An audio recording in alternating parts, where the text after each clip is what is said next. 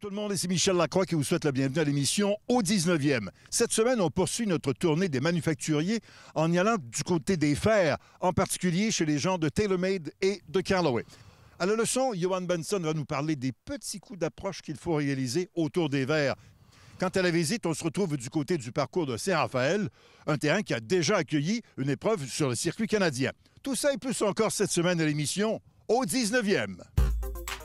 Au 19e, une présentation de RBC au service de votre réussite, en collaboration avec Mulligan Centre du Golf, pour un nouvel élan et par les professionnels de la PGA du Québec, les experts en golf.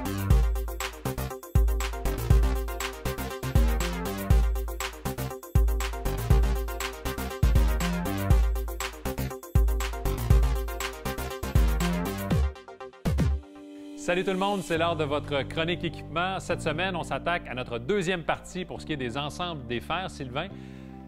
Il y a 2 semaines, on a parlé de Titleist, Cobra et Ping. Cette semaine, on s'attaque à TaylorMade et Callaway, à commencer par TaylorMade. La famille Sim 2, on a 2 nouveautés. Oui, on a le Sim Max 2 et le Sim Max OS. Le OS pour Oversize, qui est beaucoup plus gros. Les angles d'ouverture sont plus fermés, donc plus de puissance. Et l'autre Sim, les angles d'ouverture sont plus ouverts un petit peu. Au niveau de la technologie, la technologie Speed Bridge qu'on connaissait depuis l'année dernière a été amenée à un autre niveau. Oui, on a le nouveau design cap-back, ce qui fait que le Speed Bridge avait 2 points d'attache. Maintenant, c'est toute l'entièreté de la tête qui est attachée ensemble, ce qui fait que le Speed Pocket va être beaucoup plus productif, meilleur. Plus de distance. Plus de distance On aussi. en recherche toujours. On écoute Matt Bovey, directeur produit création du côté des fers chez TaylorMade. The all-new cap-back design starts with a lightweight polymer cap that is on the back of the iron that spans from the heel to the toe. Now, it's a lightweight polymer, and this is critical because we need to keep that center of gravity as low as possible. This polymer is actually 7.5 times lighter than steel. So this allows us to really keep that low CG, which is paramount in the game improvement iron space. It fully supports the top line because it spans all the way from the heel to the toe, which is critical for performance and sound and feel. Since we really pushed the envelope in sound and feel, and we've been continuing to get great feedback about the changes and improvements we made in 2020, we even leveraged the bonding process in this cap-back design to improve the sound and feel by using a vibration damping adhesive. To really understand why we did this, we need to cross-section the iron and take a look inside. As you can see with this all-new cap-back construction, there's nothing bonded to the face anymore. In the past, badges and irons were bonded to the back of the face, which ultimately limits its flexibility. This new lightweight polymer cap is now pulled off the face, sealing that iron, creating a hollow space inside, ultimately allowing the face to move more freely, means more flexibility and more speed. Pour les golfeurs qui recherchent un look peut-être un peu plus épuré du côté de TaylorMade, on a une nouvelle offre avec les fers P770. Écoute, pour les joueurs d'élite, c'est un look vraiment plus petit. Tu as les mêmes technologies que le 790, mais dans un look plus épuré, alors qu'il convient aux joueurs d'élite. That's right. Our face speeds are actually faster than they were last year. We're using that high-strength 450 stainless steel that has been uniquely designed for each iron in the set. It has the progressive inverted cone technology, which means this geometry moves towards the toe in the long irons, minimizing the right miss that so many high handicap players struggle with in long irons. That through slot speed pocket stays there. It's ultimately the engine that drives performance in these irons, and it's TaylorMade's patented technology that allows us to lead the industry in performance. Les Sim 2 Max et les Sim 2 Max OS ainsi que les P770 sont quelques-unes des offres cette année pour TaylorMade en 2021. Après la pause, on continue notre tournée des manufacturiers du côté de Callaway.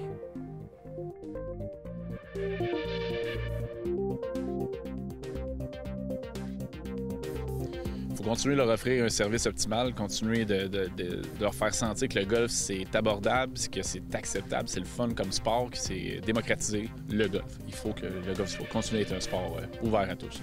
Parce que dans le fond, c'est difficile d'intéresser les jeunes ou les gens qui débutent si, justement, on les pousse dans le derrière, comme on dit. Alors, comment les intéresser? Bien, c'est juste de les accueillir, de bien les accueillir puis de leur permettre de jouer. Les nouveaux golfeurs, le temps est très, très compté. Les gens ont des familles, des enfants. Ils ne peuvent pas venir jouer pendant 5 heures de temps. Donc, il faut que ça se joue assez rapidement pour que les gens disent « Bon, je vais jouer ma partie, j'ai du plaisir avec mes amis », mais il ne faut pas que ça soit trop long. Écoute, non, c'est vrai qu'il y a beaucoup de gens qui ont pogné la piqûre cette année, là, les 19-35, incroyable. En tout cas, nous autres au club, là, c'est un impact incroyable. On espère que ça va rester comme ça. On pogné le goût, la piqûre. Tu vois beaucoup qu'ils ont commencé 18-20 handicaps, ils sont descendus assez vite, tu sais. Jeunes talents, puis les joueurs de hockey, puis... Avoir une ouverture d'esprit au niveau... on parle souvent un petit peu des fois de la musique dans les cartes. Comme je disais un petit peu récemment, en respectant tout le monde alentour, ça peut être une idée. Bien, c'est ça. C'est un enjeu très, très important, la nouvelle clientèle. Faut absolument qu'on les fasse sentir bien dans les terrains de golf. On a tellement de beaux parcours au Québec. Il y a vraiment différents types de parcours au Québec. Oui, c'est certain que le prix est important pour eux. Et puis, j'espère qu'ils vont avoir le temps de jouer. Mais s'ils l'ont, je pense que les clubs devraient considérer des portions spéciales pour eux. Question quiz cette semaine. Émilie, on parle d'un événement d'envergure qui va se dérouler du côté du Québec. Une annonce qui a été faite l'année dernière et à laquelle tu avais d'ailleurs pris part, la célèbre Coupe des présidents qui sera de retour au club de golf Royal Montréal. Elle y avait été disputée en 2007 et ça avait d'ailleurs été un véritable succès, ce qui nous amène à notre question quiz de la semaine. En quelle année aura lieu la présentation de la Coupe des présidents au club de golf Royal Montréal? A. 2022, B. 2024 ou C. 2026. La réponse après la pause. Avant la pause, on vous a demandé en quelle année aura lieu la présentation de la Coupe des présidents au club de golf Royal Montréal. Eh bien, la réponse est B. 2024. Et les amateurs de golf d'ici, Michel, qui devront patienter parce qu'elle était initialement prévue pour 2023. Effectivement, ça devait être prévu pour 2023, alors que l'on va célébrer le 150e anniversaire du club de golf Royal Montréal, le plus ancien d'ailleurs en Amérique. Mais parce qu'on a retardé la présentation de la Coupe Ryder, eh bien, on n'a pas eu le choix. C'est donc en 2024 qu'on va célébrer la Coupe des présidents au Royal Montréal. Question de leur permettre de prolonger des festivités pour une année supplémentaire. C'est le moment de la chronique du nouveau golfeur, la capsule où l'on parle d'étiquette et de règlement pour que vous ayez l'air d'un golfeur ou d'une golfeuse d'expérience, même si vous débutez dans le golf.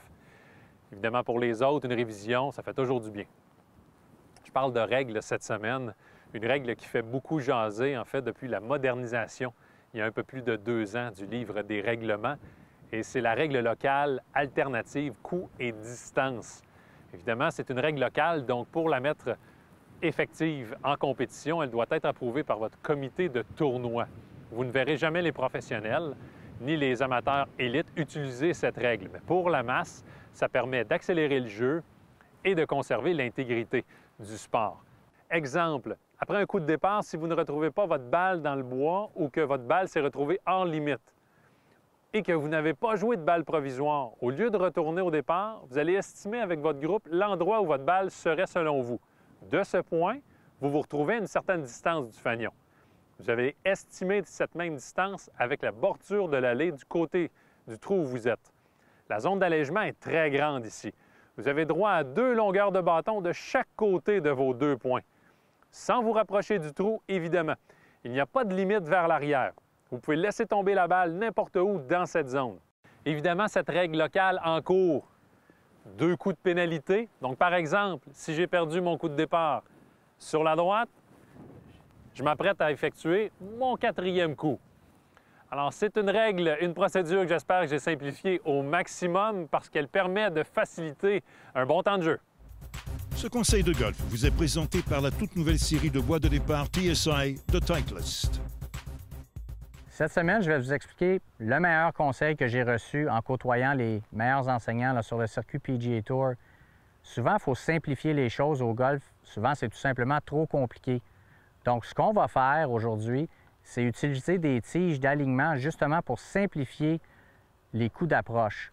Souvent, lorsque je vois les amateurs, vous prenez le bâton à l'intérieur et ça, ce que ça fait, c'est lorsqu'on prend le bâton à l'intérieur et qu'on ferme la face, souvent, on a tendance de frapper la balle un peu grasse, donc derrière la balle, ou vraiment d'avoir une rotation des mains trop hâtive et tout simplement, on frappe la balle trop mince et c'est très difficile. Donc, on va y aller aujourd'hui avec des tiges et on va tout simplement répliquer la même motion qu'un élan avec un coup roulé. Donc, ce qu'on fait, c'est qu'on aligne la face du bâton vers la cible et on essaie de garder la tête du bâton pointant à la cible entre les rails formés par les tiges d'alignement. Donc, comme ceci, poids toujours sur la jambe avant lorsqu'on fait des coups d'approche.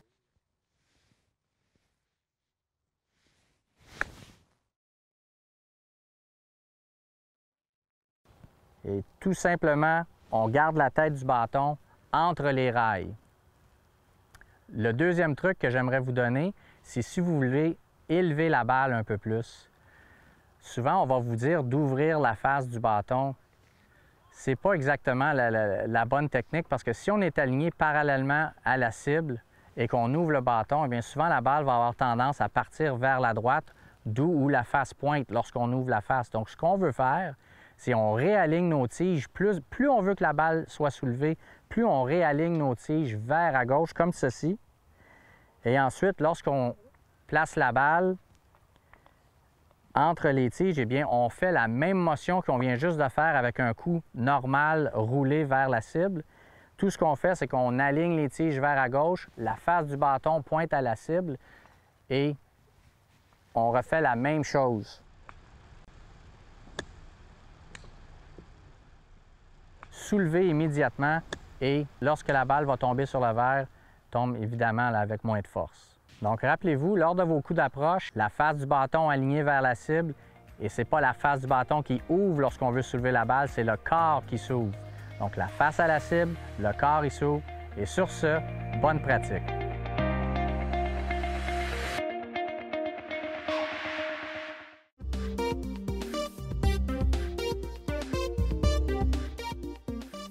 Deuxième segment pour les ensembles des fers. Nouveauté du côté de Callaway et un nom qui est connu depuis plusieurs années, Apex. Oui, ils ont ressorti en 2016 le nom Apex pour un fer forgé de puissance. Ça a créé un très gros engouement dans le monde du golf. Fait que plusieurs compagnies ont suivi avec des fers forgés de distance. On a 3 offres cette année.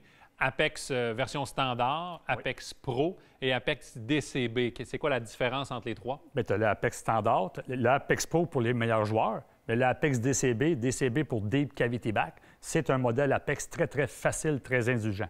C'est une offre que Callaway n'avait jamais offert finalement aux consommateurs. On écoute plus en détail Alan Hocknell et David Neville de chez Callaway. Starting with bringing AI to for the first time into a forged iron, how is this a leap forward from where we were with the spin control? So in an iron, we're really trying to ask the face to do a lot of things. We obviously want ball speed, and we want more ball speed than ever before, but we want consistency of that ball speed, and also we want very consistent launch conditions. Particularly, we want to manage the consistency of spin rate from the iron. And sometimes when you have a very energetic face, you'll actually lose the overall average spin level as well. It'll come down a little bit, and we don't want that to go down too far, so we're using it to re-elevate spin. Effectively, you can look at it as we're managing the energy available as the club arrives at the ball. We're managing the energy differently using AI, and for that we get a much more optimal combination of speed and spin and the consistency of speed and spin that are very important for scoring. Callaway propose une technologie déjà utilisée pour la conception des fers Big Bertha et elle se nomme la Tungsten Energy Core. Ce sont des quantités impressionnantes de tungstène qui sont disposées de façon différente si on compare avec les fers Apex 2019.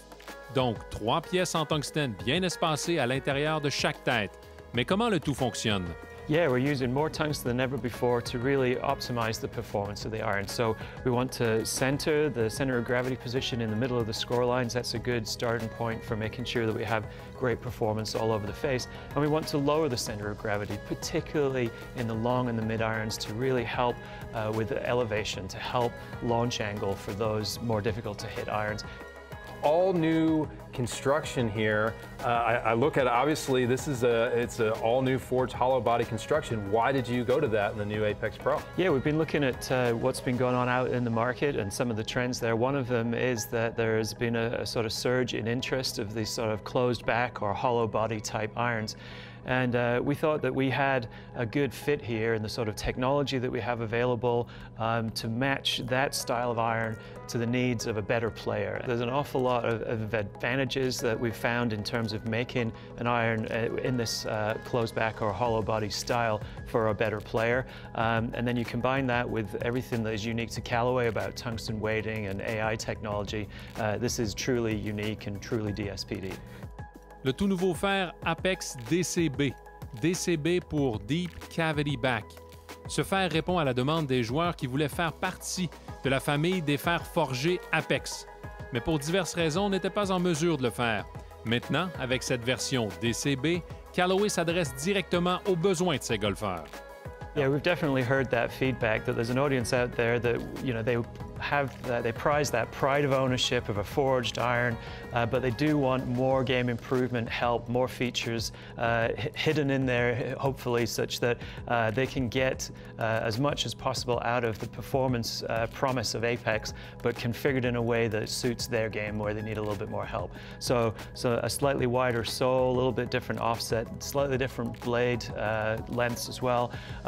It gives us an opportunity for that deeper cavity back, reposition the center of gravity in a way that really helps a little bit more with the elevation of the ball in the long and the mid irons. So I think of these as a more forgiving version of the Apex standard, and then definitely broadens the appeal of the Apex family. Il y a donc beaucoup de points en commun avec ce que l'on retrouve dans les autres versions Apex 21, notamment les technologies Flash Face Cup et Tungsten Energy Core. Mais les différences ici sont une semelle et une cavité plus grandes et des changements pour ce qui est de la longueur de la tête. Mais à quoi s'apparente la transition entre un Apex 21 et un Apex DCB? Yeah, so this is definitely the more forgiving format of the iron, but without going so far to be similar to our Big Bertha 21 irons, for example. So we think there's a really good place there for a unique iron that operates in a very game improvement way, but is very much part of the Apex family and a great expression of the latest Apex technology. C'est ce qui met fin à notre tour d'horizon pour ce qui est des ensembles des fers. Évidemment, c'est bref parce que Sylvain, tu le sais, il y a énormément d'ensembles de fers sur le marché. Merci beaucoup. Ça fait plaisir. La semaine prochaine, on s'attaque aux nouveautés du côté des bois d'allée.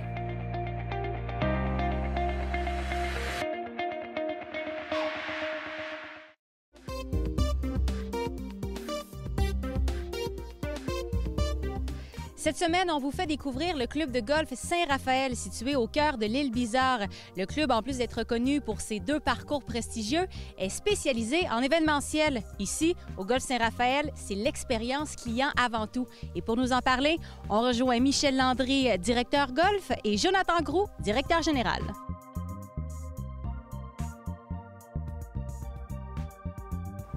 Michel, le club de golf Saint-Raphaël est reconnu pour ses 2 parcours qui sont quand même différents. Parle-nous-en. Alors, le parcours rouge, qui est le parcours original, qui a été dessiné en 1993 par Graham Cook, un architecte très, très connu ici au Canada. Un très beau terrain de 6500 verges avec quelques trous signature. C'est un terrain qui est quand même target golf. Les grands verres, des grosses trappes de sable, du Poa et du Kentucky comme sorte de gazon. Très bonne qualité. Challenge, chaque trou est une nouvelle expérience. Et si on regarde le parcours numéro 2, qui est le parcours bleu? Oui, le parcours bleu qui a été dessiné en 2004 par Neil Hayworth, qui est un architecte dont c'est le premier terrain qu'il a fait au Québec. Maintenant, Neil est rendu un peu partout dans le monde, Chine, Dubaï. Mais c'est un habitué du club. Absolument. Neil, il vient d'ici, pas loin des lignes, ici en Ontario. Chaque fois qu'il vient à Montréal, il vient jouer le club ici. Puis il check toujours s'il y a toujours des petites améliorations à faire et nous tient au courant du... Lui, il a été aménagé en 2004. C'est quoi les particularités du parcours bleu?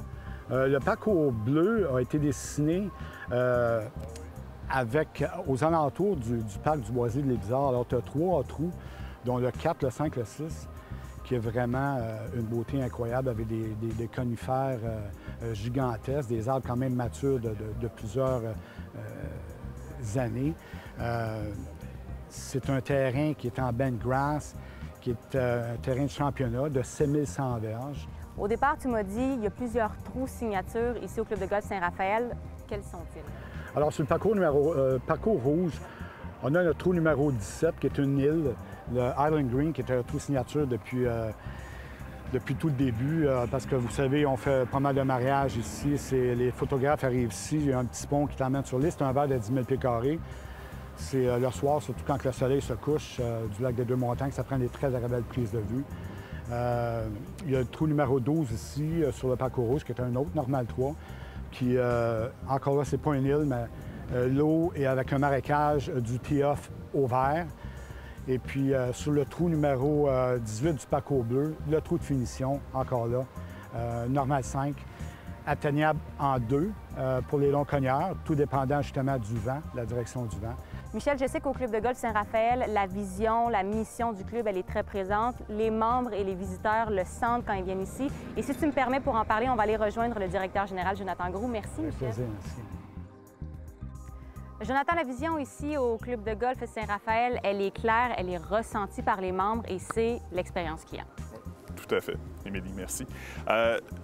Pour nous, l'essence même du club, c'est sûr que ça va rester toujours le golf. Mais à la base, on pense que les gens sont ici aussi pour avoir une expérience, que ce soit pour de l'événementiel, pour un tournoi, mariage, baptême, mais aussi pour le client qui vient ici. Autant que ce soit des gens qui jouent sur le rouge, qui se trouvent être le public, ou de nos membres, c'est important qu'il y ait un petit quelque chose de plus, que ce soit par nos installations ou par le service à la clientèle. Pour nous, c'est un tout. C'est pas juste un green, c'est pas juste un fairway, c'est un sourire à l'accueil. C'est primordial. Ça fait partie de l'essence de notre entreprise. Tu as parlé des installations. Évidemment, quand on arrive ici, c'est la première chose qu'on voit. C'est magnifique. Et vous avez aussi investi pour les rendre aussi belles et les garder de grande qualité. Oui, tout à fait. À chaque année, en fait, on a plusieurs centaines de milliers de dollars qui sont investis, autant sur le terrain, au niveau du drainage, au niveau des trappes de sable qui ont été refaites dans les dernières années, au niveau des fleurs, tout ça, beaucoup d'améliorations. Autant aussi cette année qu'on a refait le restaurant complet, le bar, des améliorations au niveau des casiers, des vestiaires, de la salle banquet, chapiteaux. Chaque année, on essaie de se surpasser et d'être le plus proche possible là, de la meilleure expérience qu'on peut donner. Je pense que vous pouvez dire mission accomplie, Jonathan, parce que je regarde les clients qui sont ici aujourd'hui. On les entend rire sur le terrain, on les entend rire à l'intérieur. Les gens ont du plaisir. Merci de nous avoir reçus. Bonne saison de golf. C'est là-dessus que se termine l'émission au 19e cette semaine. Un rendez-vous à ne pas manquer la semaine prochaine puisqu'on rencontre la grande championne canadienne Brooke Henderson. À la leçon, Jean-Sébastien se retrouve dans une fosse de sable et nous parle de la position de votre balle dans la fosse. Quant aux visites, on se retrouve du côté de Joliette. C'est un classique parmi tous les parcours de golf au Québec. Tout ça et plus encore la semaine prochaine à l'émission au 19e, là où on entend les meilleures histoires de golf. Au 19e vous a été présenté par RBC, au service de votre réussite. En collaboration avec Mulligan Centre du Golf, pour un nouvel élan. Et par les professionnels de la PGA du Québec, les experts en golf.